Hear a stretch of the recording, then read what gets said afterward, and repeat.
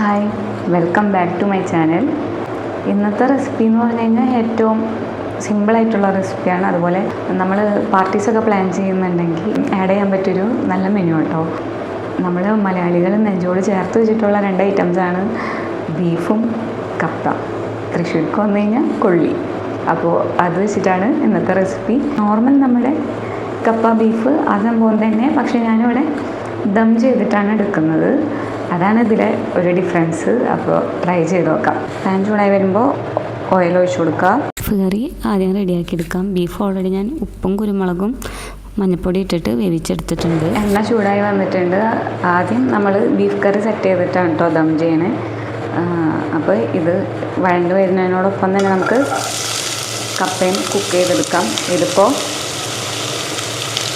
വെളുത്തുള്ളി, ഇഞ്ചി, പച്ചമുളക് ചതച്ചത്, ഒരു 4-5 അല്ലി, അതായത് ഇവിടുത്തെ ചൈനീസ് വെളുത്തുള്ളി, 4-5 അല്ലി വെളുത്തുള്ളി, അതുപോലെ ഒരു ചെറിയ കഷ്ണം ഇഞ്ചി, പിന്നെ 4 പച്ചമുളക്, ഇത്രയും ചതച്ചിട്ടുണ്ട്. അതുപോലെ തന്നെ 2 സവാള, ഒരു വലുതും പിന്നെ ഒരു ചെറുതും കൂടി, അങ്ങനെ 2 സവാള സ്ലൈസ് ചെയ്തതും കൂടി ഫസ്റ്റ് ഒന്ന് സോട്ട് ചെയ്ത്. കൊള്ളി ക്ലീൻ ചെയ്ത് വെള്ളം ഒഴിച്ച് വെച്ചിട്ടുണ്ട്. നമ്മൾ ഒനിയനൊക്കെ സോട്ടായി വരുന്ന സമയം കൊണ്ട് കപ്പ വേവിച്ചെടുക്കാം. ചെറിയ പീസസായിട്ട് കട്ട് ചെയ്തിട്ടിട്ടുണ്ട്. ഇനി ഇതൊന്ന് വേവിച്ചെടുക്കാം. ഉപ്പിട്ടിട്ട് വേവിച്ചെടുക്കാം. കപ്പ വേവിക്കാൻ വെച്ചിട്ടുണ്ട്. അതിലേക്ക് കുറച്ച് ഉപ്പിട്ട് കൊടുക്കാം. ബീഫ് ഞാനിവിടെ ഓൾറെഡി പ്രഷർ കുക്ക് ചെയ്ത് വെച്ചിട്ടുണ്ട്. മഞ്ഞൾപ്പൊടിയും അതുപോലെ ഉപ്പും കുറച്ച് കുരുമുളകും ഇട്ടിട്ട് കുറച്ച് വെള്ളം ഒഴിച്ചിട്ട് കുക്ക് ചെയ്തെടുത്തിട്ടുണ്ട് കേട്ടോ. സ്ലോ കുക്ക് ചെയ്തെടുത്താണ്. നന്നായി വെന്തിരിക്കുന്നുണ്ട്. ബീൻസൊക്കെ സോട്ടായി വന്നിട്ടുണ്ട്. മഞ്ഞൾപ്പൊടി ഓൾറെഡി ബീഫിൽ ചേർത്തിട്ടുള്ള കാരണം ഞാനിതിൽ ആഡ് ചെയ്യുന്നില്ല കേട്ടോ.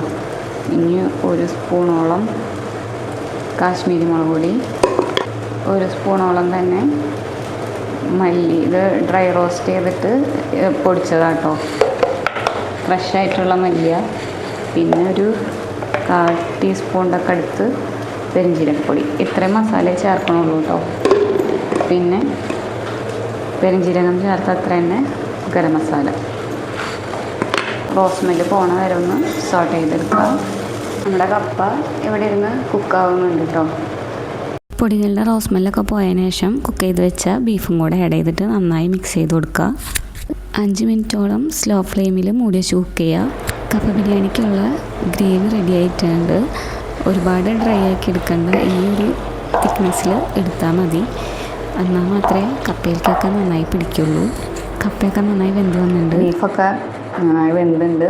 ഇനി ബീഫ് വേവിച്ച പാത്രത്തിൽ തന്നെ നമുക്ക് ദമ്മിടാം. അപ്പോൾ ഞാനിങ്ങനെയാണ് ലെയർ ചെയ്യുന്നത്. ഫസ്റ്റ് ബീഫ്, പിന്നെ കപ്പ, പിന്നെ ബീഫ്.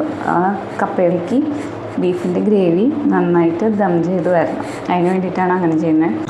ലാസ്റ്റ് ലെയറിലിടാൻ വേണ്ടിയിട്ടുള്ള ബീഫ് ഇപ്പം തന്നെ വേറൊരു പാത്രത്തിലേക്ക് മാറ്റി വയ്ക്കാം. ഈ തിക്നെസ്സിൽ എടുത്താൽ മതി കേട്ടോ. ഒരുപാട് ഗ്രേവി ആയിക്കഴിഞ്ഞാലും ടേസ്റ്റ് ഉണ്ടാവില്ല. അപ്പം ഇത്രയും ഞാൻ മാറ്റി വെച്ചിട്ടുണ്ട്. കൊള്ളിയിൽ മോയ്സ്ചർ മെയിൻറ്റെയിൻ ചെയ്യാൻ വേണ്ടിയിട്ട് കുറച്ച് കോക്കനട്ട് മിൽക്ക് എടുത്തിട്ടുണ്ട്. നമ്മൾ ലെയർ ചെയ്യുമ്പോൾ അതും കൂടെ ആഡ് ചെയ്ത് കൊടുക്കും. ഒരു നുള്ള് കളറിന് വേണ്ടിയിട്ട് മാത്രം മഞ്ഞൾപ്പൊടി ചേർത്ത് കൊടുക്കുന്നുണ്ട്. കൊള്ളിതാ ഈ ഒരു വേവിലാട്ടോ ഇരിക്കണേ. ഇത് വേണമെങ്കിൽ ഒന്ന് സ്പൂൺ വെച്ചിട്ട് ഉടച്ചു കൊടുക്കുക. ബീഫിൻ്റെ മുകളിൽ കപ്പ ലെയർ ചെയ്ത് കൊടുക്കുക. താഴെ മുകളിലും ബീഫ് ഇടുന്നതുകൊണ്ട് തന്നെ ആ ഗ്രേവിയൊക്കെ കപ്പയിലേക്ക് നന്നായി ഇറങ്ങും. മഞ്ഞൾ ആഡ് ചെയ്ത് വെച്ച കോക്കനട്ട് മിൽക്ക്. നിങ്ങൾ ഈ റെസിപ്പി ട്രൈ ചെയ്യുമ്പോൾ ഇത് ഒരിക്കലും സ്കിപ്പ് ചെയ്തിട്ട്, ഈ കോക്കനട്ട് മിൽക്ക് നല്ലൊരു ഫ്ലേവറാണത്. ഇത് ഒരു ഒനിയന, അതിൽ ഓയിലാണ് ഞാൻ ഫ്രൈ ചെയ്തത്. ഒരു ഏലക്ക ഇട്ടിട്ടുണ്ട്. അതുപോലെ കുറച്ച് പഞ്ചസാരയും ആഡ് ചെയ്തിട്ട് ഫ്രൈ ചെയ്തതാണ് കേട്ടോ. അതും ആഡ് ചെയ്ത് കൊടുക്കാം. നമ്മുടെ നോർമൽ ബിരിയാണി ദം ചെയ്യണ ഇതിൽ തന്നെയാണ് കേട്ടോ ഞാൻ ചെയ്യുന്നത്. മല്ലിയില കുറച്ചധികം ആഡ് ചെയ്യുന്നുണ്ട്. ബീഫും കൊള്ളിയിലും കൂടെ മല്ലിയില നല്ല ടേസ്റ്റായിട്ട് തോന്നാറുണ്ട് എപ്പോഴും. ഇനി ബാക്കി എടുത്ത് വെച്ച ബീഫും കൂടെ ആഡ് ചെയ്യാം. ഞാനിവിടെ കപ്പയും ബീഫ് എടുത്തിരിക്കുന്നത് ഏകദേശം സെയിം റേഷ്യോയിലാണ്. ഹാഫ് കെ ജി ആ ഒരു ഇതിലാണ് എടുത്തിരിക്കുന്നത്. നിങ്ങൾക്ക് വേണമെങ്കിൽ കപ്പയുടെ അളവ് കൂട്ടാം, അല്ലെങ്കിൽ ബീഫിൻ്റെ അളവ് കൂട്ടാം. പക്ഷേ ഈ ഒരു റേഷ്യോ ആണ് എപ്പോഴും നന്നായിട്ട് ഉണ്ടാവുക കേട്ടോ. അപ്പോൾ ആവശ്യത്തിന് ബീഫ് കഴിക്കാനും കിട്ടും.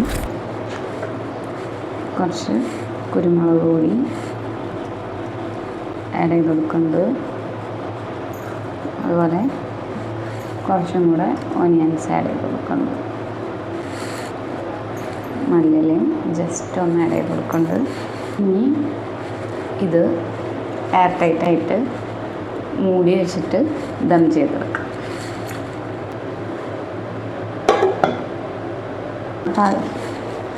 ഇവിടെ ഒരു ഹോളുണ്ട്, അത് ഞാൻ ഒരു ടിഷ്യൂവിൻ്റെ ഇത് വെച്ച് അടക്കിയിട്ട് ആവി പുറത്ത് കൊണ്ടിരിക്കാൻ കാസ്റ്റ് അയൺ വെച്ചിട്ട് അതിൻ്റെ മുകളിലാണ് ദം ചെയ്യാൻ വെക്കുന്നത് കേട്ടോ. ഇത് പുറത്തേക്കൊന്നും എയർ പോകാത്ത രീതിയിൽ വേണം ദം ചെയ്തെടുക്കാൻ. ഇതൊരു സ്ലോ ഫ്ലെയിമിൽ 30 മിനിറ്റ്സ് വയ്ക്കുക. പിന്നെ ഒരു 30 മിനിറ്റ്സ് കൂടെ റെസ്റ്റ് ചെയ്യാൻ കൊടുക്കുക. ഓക്കെ, അപ്പോൾ അത് കഴിഞ്ഞിട്ട് കാണാം.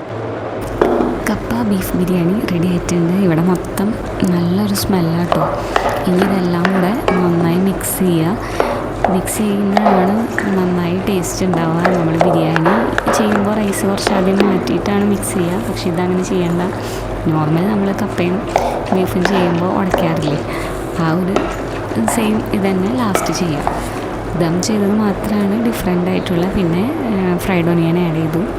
ഇനി ഇത് പ്രസൻറ്റ് ചെയ്യാൻ വേണ്ടിയിട്ട് ഞാനിതൊരു ബൗളിലോട്ട് കുറച്ച് മാറ്റുന്നുണ്ട്. ഇനി നമ്മൾ ഏത് പ്ലേറ്റിലാണോ കഴിക്കുന്നത് അതിലേക്ക് ഇത് തട്ടാം. ഞാനിതിൻ്റെ കൂടെ ബുൾസയും കൂടി ഉണ്ടാക്കിയിട്ടുണ്ട്. ഈ ബൗള് വെച്ചതിന് ശേഷം ആ ഒരു ഷേപ്പ് ഉണ്ടാവുമല്ലോ, അതിൽ കിട്ടിയിട്ടുണ്ടാവും. അതിൻ്റെ മുകളിൽ ബുൾസയും കൂടെ വെക്കുന്നുണ്ട്. ബുൾസൈൻ്റെ മുകളിൽ ക്രഷ്ഡ് പെപ്പറും സോൾട്ടും ആഡ് ചെയ്തിട്ടുണ്ട്. ഇനി അതിൻ്റെ കൂടെ കുറച്ച് മല്ലിയിലയും ഫ്രഷ് ആയിട്ട് ചോപ്പ് ചെയ്ത അനിയൻസ് ആഡ് ചെയ്യുക. റൈത്ത ഇതിന് നല്ലൊരു കോമ്പിനേഷനാണ്. അനിയൻസും കേടും സോൾട്ടും അത്രേ ഉള്ളൂ. പിന്നെ ബീഫിൻ്റെ ലിവർ ഡ്രൈ ഫ്രൈ ചെയ്തതാണ്. അതിൻ്റെ റെസിപ്പി ഷോർട്സിൽ ഓൾറെഡി പോസ്റ്റ് ചെയ്തിട്ടുണ്ട്, നിങ്ങൾ നോക്കി നോക്കൂ കേട്ടോ. ടോപ്പിൽ ആ ബുൾസൈ വെച്ചുകൊണ്ട് പ്രസൻറ്റേഷൻ ഒരു രക്ഷയില്ല കേട്ടോ. അപ്പോൾ എന്തായാലും നിങ്ങൾ ഈ റെസിപ്പി ട്രൈ ചെയ്ത് നോക്കണം. യൂഷ്വലി നമ്മൾ ചെയ്യണ കപ്പ ബീഫല്ല, ശരിക്കും ദം ചെയ്യണ കാരണം ആ ഫ്ലേവറൊക്കെ നന്നായി ഇറങ്ങിയിട്ട് നല്ല ഒരു ടേസ്റ്റി ആയിട്ടുള്ളൊരു ഡിഷാണ്. ട്രൈ ചെയ്ത് നോക്കിയിട്ട് ഫീഡ്ബാക്ക് കുറേ മാർക്ക് ചെയ്ത് കേട്ടോ. അപ്പോൾ ബൈ.